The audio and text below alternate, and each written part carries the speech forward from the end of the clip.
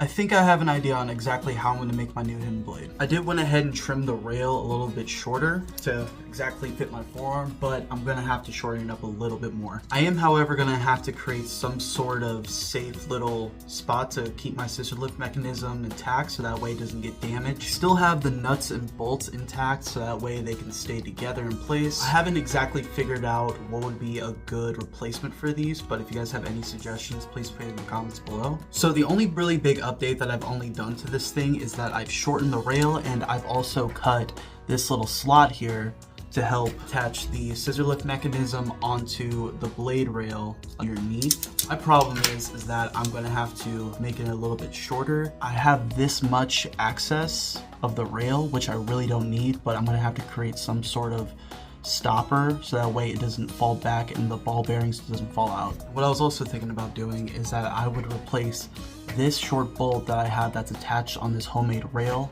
to make it into a two-tier hidden blade. As soon as I can find a replacement for the rest of these nuts and bolts, I might leave one to help connect to the actual blade itself. I'm going to try to get this the best way on camera, is that when the lift extends from my pulley mechanism, it will shoot out the same time as I flick my wrist. Again, I am sorry, I'm trying my best here,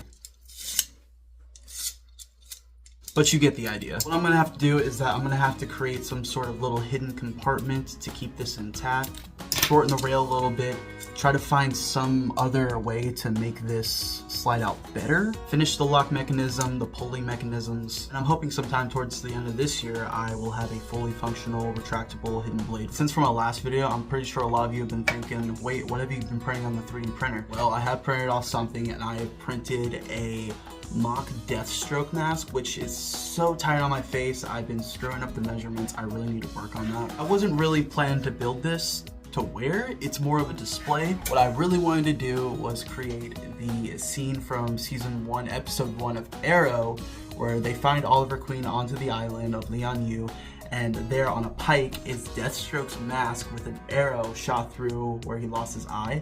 I thought that was the most cool scene ever that they added onto the show. I'm probably gonna hang it up on my wall over there somewhere.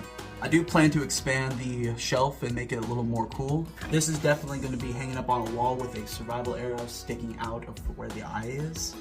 I thought that would be pretty cool. Stay tuned to see more of my crazy inventions and possibly more of my little shorts here.